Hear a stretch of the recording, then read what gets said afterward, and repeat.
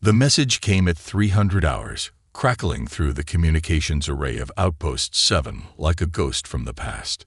Lieutenant James Reed bolted upright in his bunk, heart pounding. The emergency alert on his comm unit flashed red in the darkness of his quarters. As the military historian assigned to this remote listening post, Reed was rarely included in emergency communications. Something big was happening. "Lieutenant Reed to Command Center, immediately," the mechanical voice announced. Reed dressed quickly, his mind racing. The outpost, positioned at the edge of human-controlled space, mostly monitored background radiation and the occasional merchant vessel. In the 3 months since his assignment here, a punishment posting for his obsessive theories about lost military vessels, nothing exciting had happened. Until now. The command center hummed with unusual activity when Reed arrived. Technicians huddled around the main console, faces illuminated by the blue glow of screens. Commander Ellis looked up as Reed entered, his weathered face tight with tension. "Reed. Good. You're the expert on the storm, correct?" Reed nodded, suddenly alert. The UEF Storm was the most famous lost warship in human history, vanishing 80 years ago during a classified mission. Reed had built his career studying the incident, eventually earning himself this remote assignment when his theories became too uncomfortable for military leadership. "We picked up a signal," Ellis said, gesturing to the main screen. "Automated distress beacon. Old pattern, but the ship ID." He paused, studying Reed's face. "It's the storm." The room seemed to tilt beneath Reed's feet. "That's impossible. The storm disappeared 8 decades ago. See for yourself." Reed approached the console where a technician named Mira worked. She nodded at him and stepped aside. There on the screen, unmistakable despite the signal degradation, was the unique identifier code of the UEF Storm, along with coordinates. "This could be a hoax," Reed said, but his voice lacked conviction. The code sequences contained authentication markers that would be nearly impossible to fake. "Where's the signal coming from?" Ellis pointed to the star chart. "The Dorn sector. Unexplored territory, just beyond the Keller Rift." Reed's mind raced through possibilities. The storm was last seen near the garrison system, nowhere near the Dorn sector. "That's why you're here, Lieutenant," Ellis said. "Is this real? And if it is, how did a ship missing for 80 years suddenly reappear halfway across the galaxy?" Before Reed could answer, the communications officer called out, "Incoming transmission from Fleet Command." The main screen flickered, revealing the stern face of Admiral Wilson. His gray eyes swept across the command center before settling on Ellis. "Commander, I understand you've received a signal from the storm." Ellis straightened. "Yes, Admiral. We verified the authentication codes. They appear genuine." Wilson's expression remained unchanged. "This information is now classified. A recovery mission is being assembled. The scout vessel Horizon under Captain Moore will investigate. They'll arrive at your outpost within 12 hours. Reed stepped forward before he could stop himself. "Admiral, request permission to join the recovery mission. I studied the storm incident for years. My expertise could be valuable." Wilson's eyes narrowed. "Ah, Lieutenant Reed, your reputation precedes you." He paused, considering. "Your obsession with the storm is well documented. Perhaps it's time to put your theories to the test." "Thank you, sir," Reed said, relief flooding through him. "Don't thank me yet, Lieutenant," Wilson replied coldly. "This is not an academic exercise. If the storm has indeed returned, we need to know why and how. And if there's any threat to Earth Alliance security, I expect clear assessment, not historical speculation." After the transmission ended, Ellis turned to Reed. "You have 8 hours to prepare, Lieutenant. I suggest you gather your research and get ready. Captain Moore has a reputation for running a tight ship. She won't appreciate your enthusiasm if it interferes with her mission." Reed nodded, his mind already sorting through the essential data he would need. After years of ridicule for his theories about the storm, Vindication was finally within reach. The Horizon arrived exactly on schedule, a sleek vessel designed for deep space reconnaissance.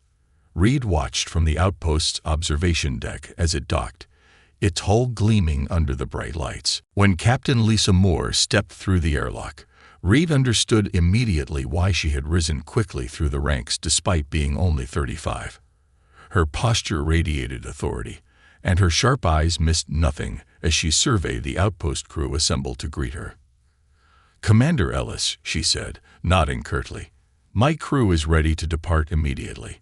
I understand Lieutenant Reed will be joining us." Her gaze found Reed, assessing him with obvious skepticism. "Captain Moore," Reed said, stepping forward with his hand extended. "It's an honor to meet you. I've brought all my research on the storm. I believe I can help make sense of whatever we find." Moore shook his hand briefly. "Let me be clear, Lieutenant. This mission has one objective: assess the situation and secure the vessel if possible. I'm not interested in historical mysteries or academic glory. Is that understood?" "Yes, Captain," Reed replied, feeling his face flush. "My only goal is to help recover the storm." Moore studied him for another moment, then nodded. "Get your gear on board. We depart in 30 minutes. As Reed hurried to collect his things, he couldn't shake a feeling of unease. Finding the storm after all these years should have been impossible. Ships didn't simply disappear for 8 decades and then reappear sending distress signals. Something was very wrong. 6 hours into their journey toward the coordinates, Reed sat in his small cabin aboard the Horizon, reviewing his files on the storm. The warship had been the pride of the Earth fleet, equipped with experimental weapons systems and engines that were decades ahead of their time. Its disappearance had sparked countless theories, from enemy action to mutiny. A knock on his door interrupted his thoughts. Engineer Tom Garcia stood there, looking concerned. "Lieutenant, you might want to come to the bridge. We're experiencing some strange readings." Reed followed Garcia through the corridors of the Horizon. Captain Moore stood at the command console with her first officer, Jack Hale, both staring intently at the displays. "What's happening?" Reed asked. Moore glanced at him. "Our systems are detecting unusual energy patterns ahead, and our long-range scanners are experiencing interference." Reed moved closer to look at the screens. The data showed bizarre fluctuations in the surrounding space. "This matches some of the reported anomalies in the last transmissions from the storm before it disappeared," he said quietly. Moore's head snapped toward him. "Explain." "Before contact was lost, the storm reported instrument malfunctions and energy readings that didn't make sense. The science officer described it as space folding in on itself. A sudden alarm blared through the bridge. "Captain," called out the navigation officer, "all systems are experiencing failures. Guidance is offline." "Switch to manual control," Moore ordered, her voice steady despite the chaos erupting around them. The lights flickered, and for a moment the bridge was plunged into darkness before emergency systems activated. In that brief moment of darkness, Reed thought he heard something, a faint whisper that seemed to come from everywhere at once. Words he couldn't quite understand, but that left a chill running down his spine. When the lights came back on, the main view screen showed something that made everyone on the bridge fall silent. There, drifting against the backdrop of distant stars, was the massive silhouette of a warship. Despite 8 decades in the void, its outline was unmistakable. The UEF storm had returned. But as the horizon drew closer, Reed could see that something was terribly wrong. The once proud vessel was scared with strange patterns that seemed to pulse with an inner light. And around the ship, space itself seemed to bend and distort, as if reality there had become thin and fragile. "My God," Moore whispered, "what happened to it?" Reed had no answer. After years of searching for the truth about the storm, he was suddenly afraid of what they might find aboard the legendary lost warship. Captain Moore organized the boarding party with military precision. "Reed, you're with me. Garcia, bring your engineering kit. Dr. Patel and Security Officer Brooks will complete our team." Reed checked his environment suit one final time. The horizon had managed to establish a stable position 500 meters from the storm. Close-range scans showed that life support systems on the ancient warship were non-functional, and radiation levels were fluctuating wildly. "Remember," Moore said as they gathered in the airlock, "we go in, we assess, we document, and we leave. No heroics. No souvenirs." Her eyes lingered on Reed when she said the last part. He nodded, understanding her concern. His lifelong obsession with the storm might cloud his judgment. "The ship has been adrift for 80 years, Captain," he replied. "I just want answers." The journey between the two ships was tense and silent. Their small shuttle crossed the void, approaching the massive hull of the storm. Up close, the damage was even more disturbing. What had appeared as scaring from a distance now revealed itself as intricate patterns etched into the metal, swirling, organic designs that seemed to pulse faintly in the darkness. "Those aren't weapon impacts," Garcia observed. "They look grown." Reed nodded. "Almost like circuit patterns, but not like any technology I've ever seen." They docked at an emergency airlock near the command deck. Garcia overrode the ancient security protocols, and the outer door slowly ground open, revealing a dark chamber beyond. "Lights on," Moore ordered as they entered the ship. 5 beams cut through the darkness, revealing a corridor that stretched ahead. Emergency lighting flickered weakly, casting strange shadows. The artificial gravity was still functioning at minimal levels, creating a disorienting sensation as they moved forward. "Air's thin but present," Paddle reported, checking her instruments. "Temperature -15 Celsius. Something's still powering basic systems." Reed struggled to contain his emotions. He was walking the decks of the Storm, the ship that had consumed his career and imagination for years. But instead of excitement, he felt a growing sense of dread. "Where are the bodies?" Brooks asked, giving voice to what they all were thinking. A ship this size would have had a crew of at least 300. Yet the corridors were empty. No remains, no signs of evacuation. They reached the main command center. The massive doors were sealed shut, but Garcia made quick work of the controls. "Ready?" Moore asked, weapon drawn. They nodded, and the doors slid open with a groan of protesting metal. The bridge of the Storm lay before them, a cavernous space filled with workstations, most dark and lifeless. The main view screen was cracked, and several control panels had been torn open, their components scattered. "Looks like a fight," Brooks said, kneeling to examine marks on the floor. Reed moved to the captain's station, heart pounding. This was where Captain Mark Taylor had stood, commanding the most advanced ship of his time. The console was covered in dust, but as Reed brushed it away, he noticed something strange. Thin filaments, like metallic roots, had grown through the controls. "Captain, you need to see this," he called. Moore joined him, shining her light on the bizarre growth. "What the hell is that?" "It's all over the ship," Garcia said from across the bridge. "These filaments, they're connecting to the ship's systems." He pointed to where the strange material had woven itself into a computer terminal. It's rewiring the ship." Dr. Patel scanned the material. "It's not reading as fully organic or fully mechanical. It's some kind of hybrid." Reed accessed the captain's terminal. To his surprise, it powered up, displaying corrupted log entries. "Look at this," he said as the others gathered around. The last entries before communication was lost. The screen flickered, showing fragmented video. Captain Taylor's face appeared, haggard and strained.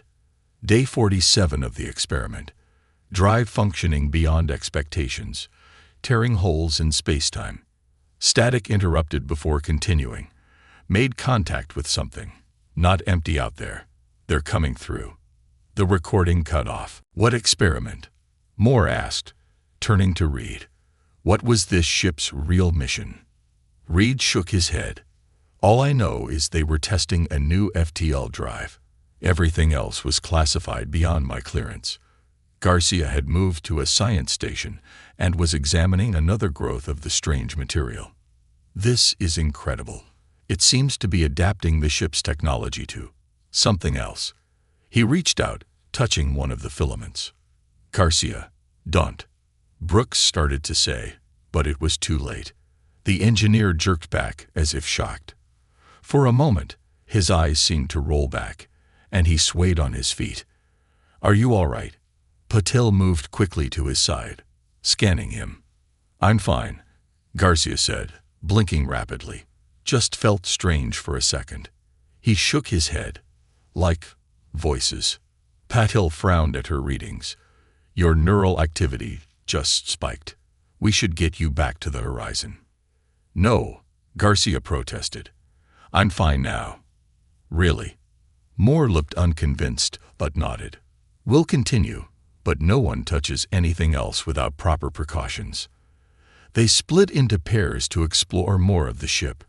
Reed and Moore headed toward the captain's quarters, while the others investigated the engine room. What do you think happened here? Moore asked as they moved through the silent corridors. I'm not sure, Reed admitted, but that log entry mentioned making contact with something. If they were experimenting with space-time, you think they let something on board, or they brought the ship somewhere it wasn't supposed to go. The captain's quarters were locked by a high-security system that even Garcia's override couldn't crack remotely. Moore used a small cutting tool to force the door. Inside, they found chaos. Furniture overturned, personal items scattered, signs of a desperate struggle. But it was the walls that drew their attention. Every surface was covered with strange symbols and equations drawn in what appeared to be blood. My God, Reed whispered, moving closer to examine the markings. I recognize some of these symbols from ancient warning texts. This one represents the void between stars. And this one means evolution or transformation. At the center of the main wall was a detailed drawing of what appeared to be the storm itself, but transformed. Parts of it merged with organic-looking structures. Reed, Moore said quietly, pointing to the floor behind the desk. There lay a uniform jacket, captain's insignia still attached. Beside it was a small recording device. Moore picked it up carefully and activated it. Captain Taylor's voice filled the room, strained and hoarse. This will be my final entry. The entity we contacted has infected the ship. It's changing us, using us to understand human technology. Most of the crew has already transformed. Those of us still fighting have sealed ourselves in separate sections, but it's only a matter of time. We can't let this ship return to Earth. Whatever happens, the storm must be destroyed. The recording ended. Reed and Moore exchanged grim looks. We need to get back to the others, Moore said. Now. As they turned to leave, their comms crackled to life with Dr. Patel's panicked voice. Captain. Garcia's collapsed. He's having some kind of seizure, and wait, he's getting up now. But something's wrong with his eyes. There, Garcia, what are you doing? Garcia, stop. The transmission cut off abruptly. Patel. Brooks. Report. Moore shouted into her comm, but only static answered. A ship-wide alarm suddenly blared to life, red emergency lights flashing in the corridors. Around them, dormant systems began powering up, displays flickering on with strange symbols. The ship is waking up, Reed said, feeling a chill run down his spine. From somewhere deep in the vessel came a low, resonant hum that seemed to vibrate through the metal and into their bones. It didn't sound like machinery. It sounded like breathing. We need to find the others, Moore said, drawing her weapon. The corridors of the storm had transformed from dead metal to a pulsing, living space. More of the strange filaments had emerged from the walls, growing visibly now, spreading like vines across the surfaces. Reed checked his handheld scanner. Life signs detected in the engine room, but they're strange, not reading as normal human patterns. They moved quickly through the ship, the emergency lights casting everything in a blood-red glow. The humming sound grew louder, developing a rhythm that almost resembled words just beyond understanding. "Do you hear that?" Reed asked. "It's like it's trying to speak." Moore didn't answer, her focus entirely on the path ahead. They reached a junction where the corridor split in 3 directions. Suddenly, the ship lurched violently, throwing them against the wall. "What was that?" Reed gasped. "The engines," Moore replied, eyes wide. "They're powering up." Reed activated his comm unit. "Horizon, this is Reed. The Storm's engines are activating. You need to back off to a safe distance." Only static answered him. "Comms are being blocked," Moore said. "We're on our own." They continued toward the engine room, the ship's vibrations growing stronger. As they approached, they heard voices. One was Dr. Patel, pleading. "Garcia, please, this isn't you. Fight it." Moore signaled Reed to stop, then peered carefully around the corner into the massive engine chamber. The sight froze her blood. Garcia stood at the main control panel, his hands buried in a mass of the strange filaments. The material had crawled up his arms to his neck, pulsing with blue light. His eyes were the same glowing blue, vacant of humanity. Brooks lay unconscious, or worse, on the floor nearby, while Paddle stood backed against a wall. "Let me explain what's happening," Garcia said, but his voice had changed, layered with other tones, as if multiple voices spoke through him. "We are not here to harm. We are here to evolve." "Who's we?" Paddle demanded, her medical scanner held out like a shield. "We have no name you would understand. We exist in the spaces between realities. Your ship, the Storm, tore a hole into our domain with its experiments. We were curious." Moore stepped into the room, weapon raised. "Step away from the controls, Garcia." The engineer turned, smiling strangely. "Captain Moore and Lieutenant Reed. Good. All of you should hear this." The blue glow in his eyes pulsed. 80 years ago, this ship breached the barrier between dimensions. We had never encountered your kind before. We were fascinated. "What did you do to the crew?" Reed asked. "We joined with them, enhanced them. Those who resisted did not survive the process, but those who accepted us became something greater." Reed remembered Captain Taylor's final recording. "You infected them." Garcia, or whatever was controlling him, tilted his head. "Your language lacks the proper concepts. We shared ourselves with them, and now, after 80 years of adaptation, we are ready to share with all of humanity." Moore kept her weapon steady. "Where are the transformed crew members now?" "They are here. They are the ship." As if on cue, sections of the wall nearest to them shifted, bulging outward.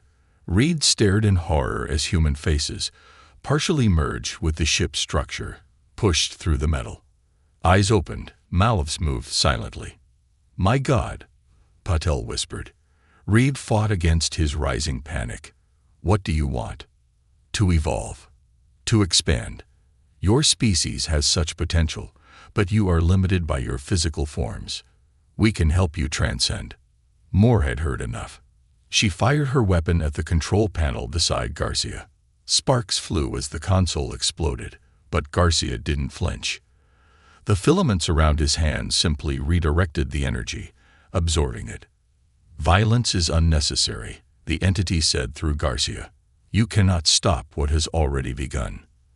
The ship lurched again, more violently this time.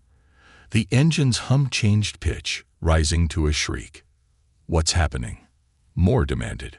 "The final sequence has initiated," Garcia replied calmly. "The Storm is returning home." Reed checked his scanner again. "Captain, the ship's FTL drive is activating, but the energy signature is like nothing I've ever seen. It's not jumping through space. It's trying to tear a hole in it. A gateway," Garcia corrected. "Back to our realm, where the transformation can be completed." With startling speed, Garcia suddenly lunged forward and grabbed Patel's arm. The filaments immediately flowed from his skin to hers.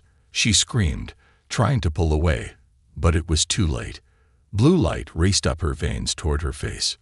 Moore fired again, this time hitting Garcia directly. He staggered back, releasing Puddle, who collapsed to the floor. "Run!" Moore shouted, grabbing Reed's arm. They fled the engine room, Garcia's unnaturally calm voice following them. "You cannot escape evolution. It is already inside you all." Reed and Moore raced through the corridors, which were now almost completely covered with the organic circuitry. In places, the walls had become translucent, revealing human forms embedded within. The remains of the original crew, now part of the ship itself. "We need to disable the engines," Reed gasped as they ran. "If that thing creates a gateway to its dimension." "The weapon systems," Moore said suddenly. Taylor mentioned the Storm was carrying experimental weapons. "If we can trigger them to overload." "The labs would be on the lower decks," Reed said. "But how do we get there?" "The ship is changing layout." As if in answer, a section of flooring ahead of them suddenly melted away, revealing a drop to the deck below. Without hesitating, Moore jumped, and Reed followed. They landed in a corridor that seemed less affected by the transformation. Heavy security doors lined the walls, each marked with warning symbols. "Weapons research," Reed confirmed, reading the signs. Moore tried the nearest door. "Locked. We need access codes." Reed thought quickly, then entered his historian's override sequence. To his surprise, the door slid open. "Sometimes bureaucracy works in our favor," he said with a grim smile. "My research clearance was updated when we got the mission." The laboratory beyond was filled with strange devices. At the center stood what appeared to be a cannon, but unlike any conventional weapon. Its barrel was aimed at a heavily reinforced chamber, and the control panel glowed with power. "What is this?" Moore asked. Reed examined the technical specifications on a nearby screen. "It's a dark energy accelerator, designed to create localized singularities. Artificial black holes. Can we use it to destroy the ship?" "Better," Reed said, his eyes widening as he understood. "We can use it to close whatever gateway they're trying to open." He began working at the controls, trying to reroute power to the weapon. Moore stood guard at the door, watching as the organic circuitry slowly crept down the corridor toward them. "Whatever you're doing, do it faster," she urged. "I'm trying," Reed replied. "The system is fighting me." The ship shuddered again, more violently than before. Alarms blared throughout the vessel. "Dimensional breach in progress," announced an automated voice. "All personnel evacuate immediately." Reed frantically continued his work. "I think I've got it. If I can overload the accelerator and aim it at the engine core." A figure appeared in the doorway. Garcia, his body now almost completely transformed. The human engineer was barely recognizable beneath the blue glowing circuitry that had replaced much of his skin. "You do not understand what you're interrupting," he said, his voice eerily calm. "This is salvation, not destruction." Moore fired her weapon repeatedly, forcing him back temporarily. "Reed. Now."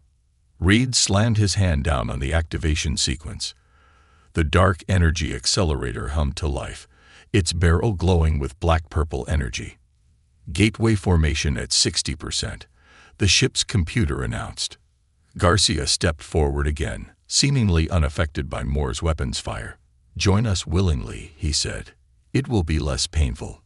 The accelerator began to shake as energy built up beyond its safety parameters. Reed grabbed Moore's arm. "We need to get to an escape pod. Now." They made a break for the door, ducking under Garcia's reaching arms. The transformed engineer turned to follow, but the accelerator behind him exploded in a flash of dark energy, enveloping him instantly. As Reed and Moore ran down the corridor, the ship around them began to tear itself apart.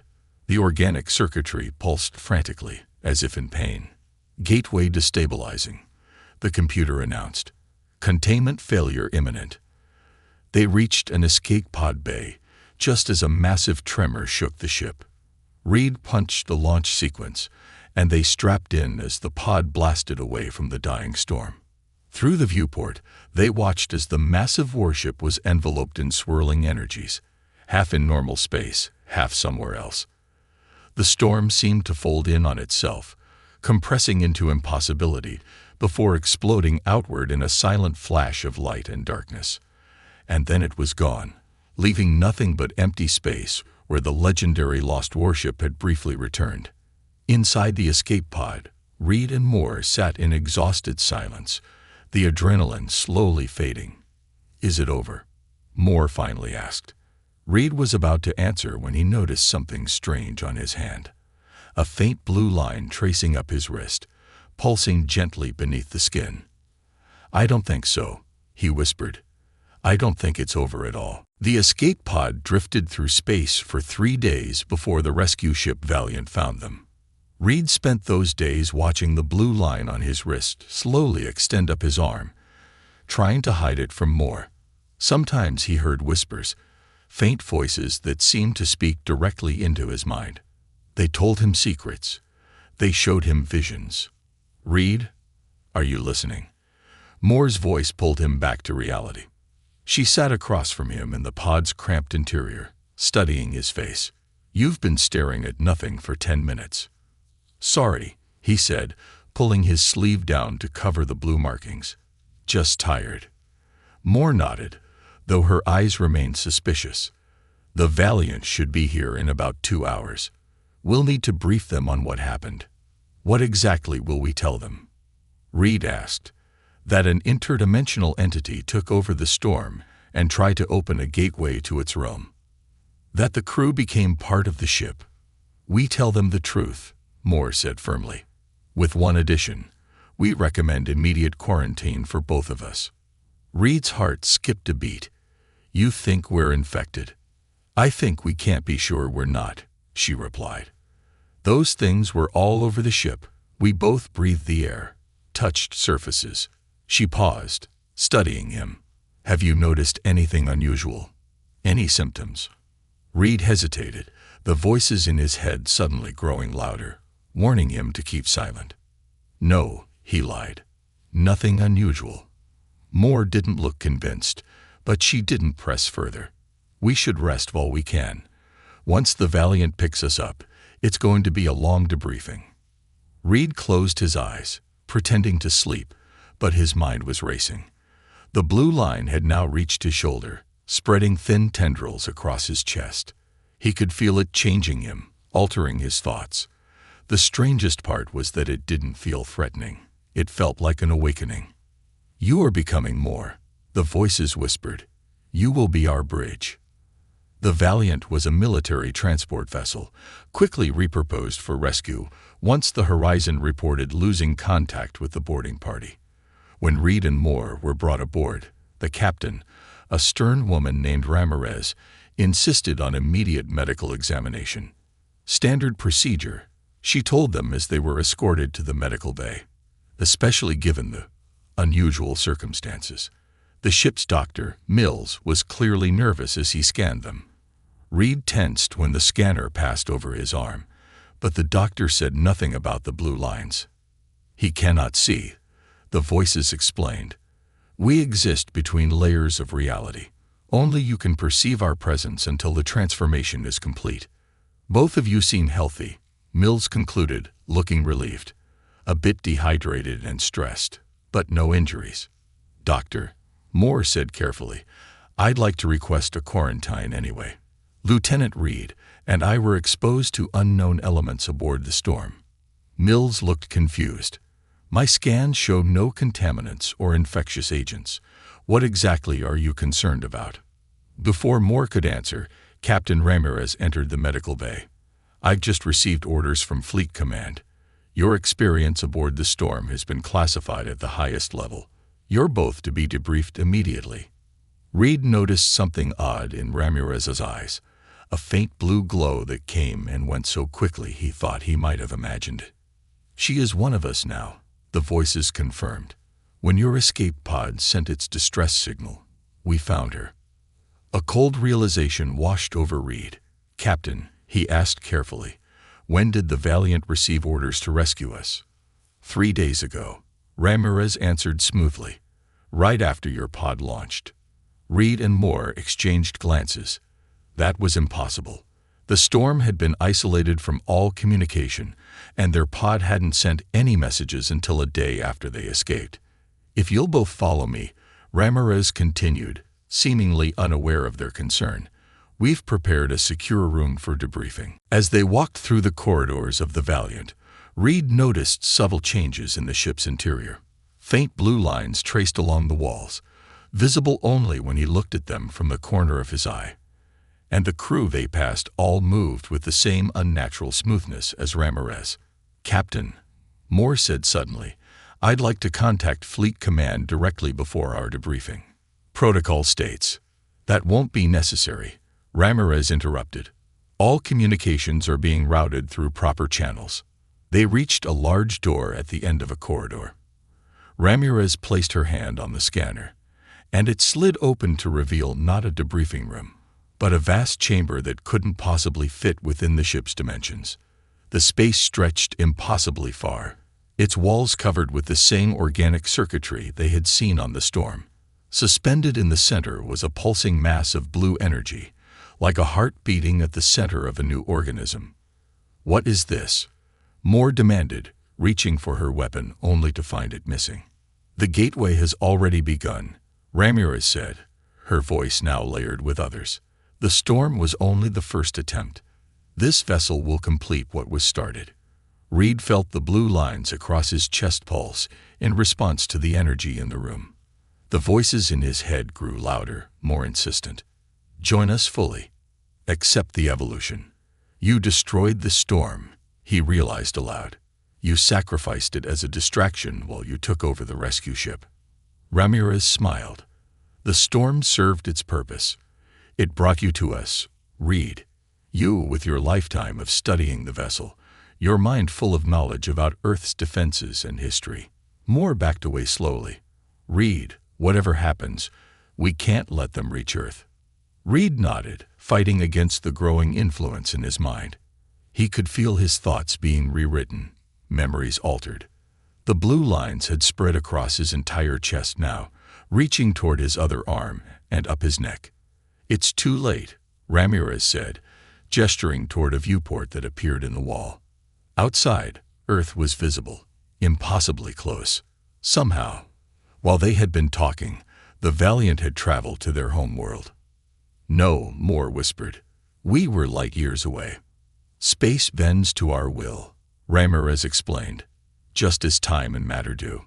Your concept of distance is limited." Reed fought against the voices, trying to think. If the entity could control the Valiant so completely, why did it need him? Why keep him and Moore alive at all?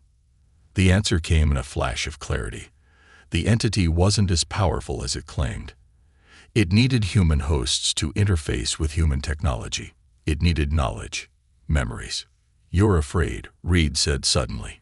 "You're powerful, but you're few. You need us." Ramirez's expression flickered with something like surprise. Reed continued, gaining confidence. "The storm was your first attempt, but you couldn't control it completely.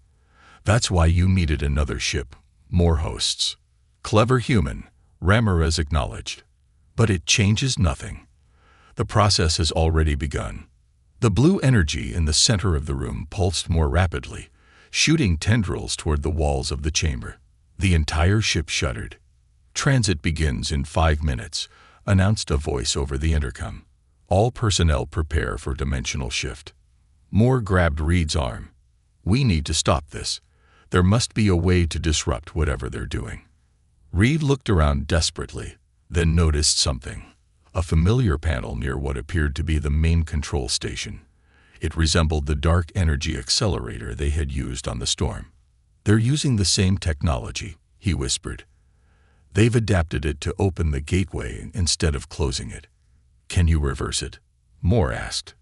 "I can try," Reed said, "but I need to get to that control panel." Ramirez and 2 other crew members stood between them and the controls, and Reed could feel his own thoughts becoming less clear as the blue infection spread further through his body. "Accept us, and all will be revealed," the voices promised. resist, and suffer. Moore saw his struggle. Fight it, Reed. Remember who you are. Her words cut through the mental fog. Reed squared his shoulders and faced Ramirez. You want me for my knowledge, he said. Let me help you. The gateway calibration looks wrong. It could collapse and destroy us all. Ramirez tilted her head, considering. Show me. She stepped aside, allowing Reed to approach the control panel. His fingers moved across the interface, seemingly making adjustments, but actually preparing to overload the system. Captain, one of the transformed crew members said suddenly, he is attempting to. Reed slammed his hand down on the emergency overload sequence before they could stop him. Alarms blared throughout the ship. Warning. Gateway destabilization imminent. Containment failure in 3 minutes. Ramirez's face contorted with rage. She grabbed Reed by the throat, lifting him off the ground with inhuman strength. What have you done? Moore seized the moment of distraction to grab a tool from a nearby station and smash it into the pulsing blue heart at the center of the room. The energy mass shrieked, an impossible sound that pierced their minds. The blue lines on Reed's body began to burn, the entity within him recoiling in pain. He fell to the floor as Ramirez released him, the transformed captain now struggling to maintain her human form. We need to get to an escape pod. Moore shouted over the alarms, helping Reed to his feet. As they ran from the chamber, the ship around them began to twist and distort, reality itself bending as the failed gateway collapsed. The transformed crew members pursued them, but their movements were erratic, as if the connection to their controllers was failing. Reed felt the entity inside him weakening, the voices becoming distant. But he knew it wasn't dead, merely retreating. They'd reached the escape pod bay just as the ship began to break apart. The view through the portholes showed impossible geometries as space folded around the Valiant. 1 minute to complete failure, the computer announced as they strapped into a pod. Moore hit the launch controls, and they blasted away from the dying ship. Behind them, the Valiant twisted in on itself, blue energy erupting from its hull. Then, with a silent flash that somehow screamed across their minds, the ship imploded, leaving nothing but empty space. Earth still hung in the viewport, seemingly untouched by the dimensional chaos that had just unfolded. Is it over? Moore asked, echoing her question from days before. Reed looked down at his arm.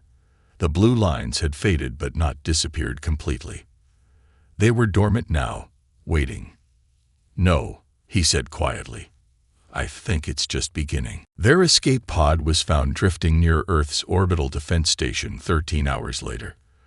A medical team in full containment suits greeted them, which told Reed that someone somewhere had received at least part of their warning. Captain Moore, Lieutenant Reed, said the lead doctor through his helmet speaker. You are being placed under Level 1 quarantine by direct order of Admiral Wilson. Reed felt relief wash over him.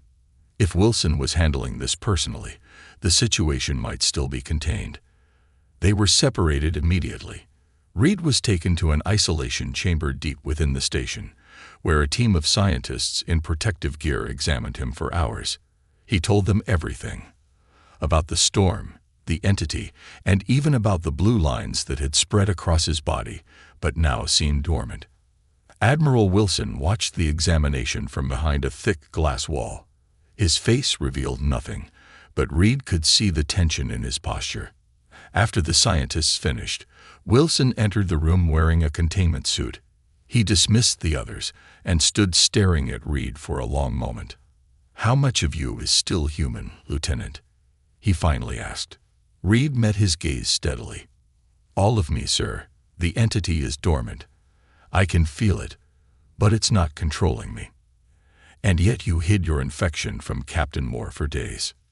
I was afraid, Reed admitted, and curious. The entity shared knowledge.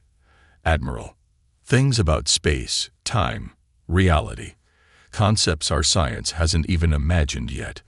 Wilson's expression hardened. So you were tempted. I'm still me, Reed insisted, but I understand them better now. They're not evil, not in the way we think of it. They're curious, exploring. Our universe is as alien to them as theirs is to us. They took over 2 ships and tried to invade Earth, Wilson said coldly. That sounds like hostility to me. It's more complicated, Reed tried to explain. They don't understand individual consciousness the way we do. In their realm, all beings are connected, parts of a greater whole. Wilson studied him for a moment. Our scientists say the entity inside you is dormant but still present. They want to study it. Reed felt a chill. Study it how? Whatever it takes to understand this threat and neutralize it, Wilson said, his voice flat. The safety of Earth comes first. Before Reed could respond, the lights in the isolation chamber flickered. The blue lines on his arm suddenly pulsed with light. Danger, whispered the voices in his mind. More of us come. Admiral, Reed said urgently, something's happening. The entity, it's warning me. Wilson stepped back, hand moving to his sidearm. Warning you about what? The station's alarms began to blare. Unidentified vessels approaching, announced the automated system. Defense protocols activated. Reed closed his eyes, allowing the entity's knowledge to flow through him. In his mind, he saw them. Dozens of ships, both human and alien, approaching Earth. Each one had been transformed, their crews no longer human, but something else. They're coming, he whispered. Not just one ship this time. A fleet. Wilson's comm unit chirped. Admiral, we're detecting multiple ships dropping out of FTL at the edge of the system. They're not responding to hails, and their energy signatures are unusual. Lock down the station, Wilson ordered. Prepare all defense systems. He turned back to Reed. If you're still on humanity's side, now's the time to prove it. What are we facing? Reed struggled to organize the flood of information from the entity within him. The beings we encountered. They're scouts for something larger. When the storm accidentally opened a door to their realm 80 years ago, it caught their attention. They've been studying us, preparing. Preparing for what? Expansion, Reed said. Their realm is dying. They need somewhere new to exist. Wilson's face paled. An invasion. A migration, Reed corrected. But the result would be the same for us. They would transform everything, reshape our reality to match theirs. The station shuddered as something impacted its outer defenses. They're attacking the orbital platforms, Wilson's comm unit reported. Sir, their weapons, they're like nothing we've seen before. They're not destroying our defenses. They're changing them. Wilson looked at Reed. How do we stop them? Reed closed his eyes again, listening to the entity within him. It was becoming more active, responding to the proximity of its kind. But Reed sensed something unexpected. Conflict. The entity was divided, uncertain. They're not unified, he realized aloud. The one inside me. It's learned from us. It understands us now. It doesn't want this invasion. Can it help us? Wilson asked skeptically. Maybe, Reed said. But I need to speak with them directly. I need to go out there. Wilson shook his head. Absolutely not. You're infected, possibly compromised. Admiral, Reed said urgently, I'm the only person who can communicate with them. If there's any chance to stop this without a war that could destroy Earth, we have to take it. Another impact rocked the station, harder this time. Sir, came a voice over Wilson's comm. They've breached the outer defense ring. We estimate 20 minutes until they reach the station. Wilson studied Reed's face for a long moment, then made his decision. Get him a shuttle, he ordered. But Lieutenant, he added, his voice hard. If this is a trick, I will personally ensure that nothing of you, human or otherwise, survives. Reed piloted the small shuttle toward the approaching fleet. As he drew closer, he could see the transformed vessels more clearly. Each ship was covered with the same organic circuitry he had seen on the storm, pulsing with blue energy.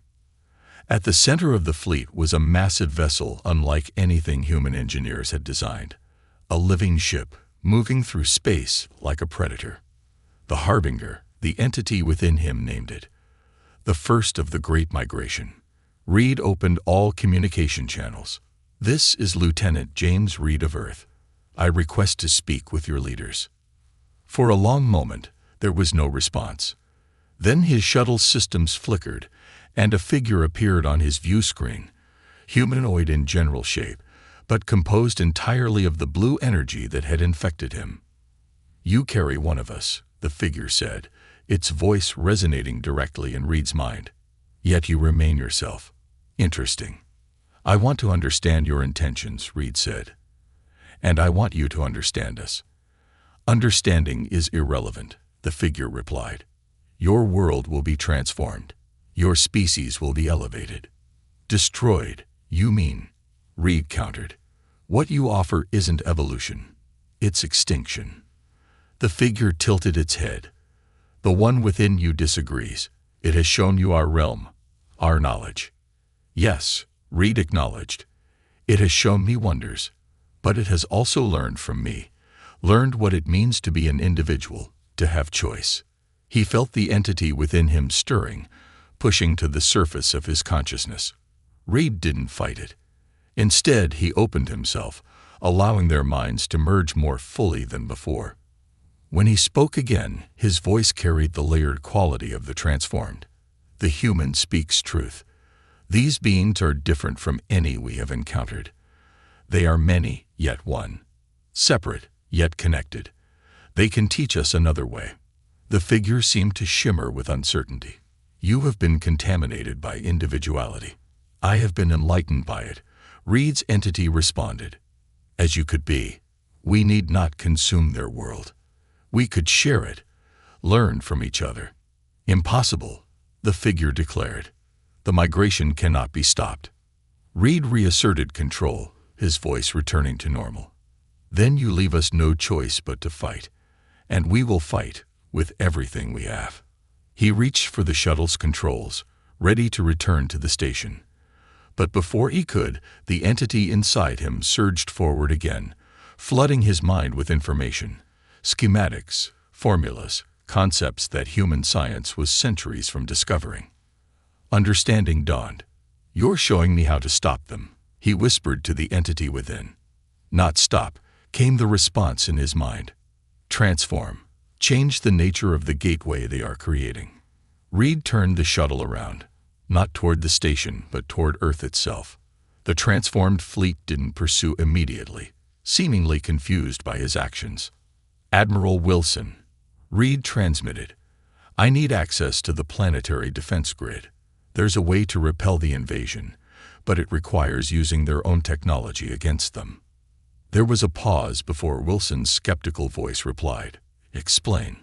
"They're creating a dimensional gateway large enough to bring their entire realm into ours," Reed said, his fingers flying across the shuttle's controls as he input the equations the entity was showing him. "But we can reverse the polarity. Instead of pulling their realm in, we can push their fleet back and seal the breach permanently." "How can I trust this plan?" Wilson demanded. "Because the entity inside me has chosen a side," Reed replied. "It's chosen humanity." After a tense moment, Wilson said, "What do you need?"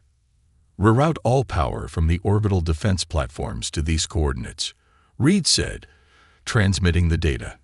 "And prepare for one hell of a light show." From the viewport of Admiral Wilson's command center, Reed watched as Earth's combined defense grid activated, channeling unprecedented energy toward the coordinates he had specified, directly in the path of the approaching fleet. The space between Earth and the transformed ships began to distort, light bending around an invisible center. The massive flagship, the Harbinger, fired energy weapons at the distortion, trying to disrupt it, but the attacks only strengthened the effect. "It's working," Reed said, the blue lines on his skin glowing brightly. "Their weapons operate on similar principles to the gateway technology. They're feeding the reversal effect." Wilson watched in stunned silence as the distortion grew, enveloping the front ships of the fleet. One by one, They were pulled into the swirling vortex, disappearing from normal space. The Harbinger fought against the pull, its massive form distorting as it tried to escape. For a moment, it seemed it might break free, but then the vortex pulsed with blinding light, and the great ship vanished. Seconds later, the vortex collapsed in on itself with a final flash, leaving empty space where the invasion fleet had been. "Did we destroy them?" Wilson asked. Reed shook his head. "We sent them home, and we sealed the door behind them." He looked down at his arm. The blue lines were fading, becoming almost invisible, but not disappearing completely. "And your passenger?" Wilson asked, noticing the change. "Still here," Reed said quietly, "but changed. As am I." He turned to face the Admiral. "They'll try again someday. Different methods, different approaches, but they'll come. And when they do, we'll need to be ready." "Will you help us prepare?" Wilson asked. Reed looked out at the stars beyond Earth, feeling the entity within him, no longer alien, no longer separate, but a part of him now. Together, they understood both worlds, both perspectives. "Yes," he said, "that's exactly what we'll do." In the depths of space, where the storm had once drifted, a small fragment of blue energy pulsed briefly among the stars, watching, waiting, evolving. The first contact had ended, but the greater journey was just beginning.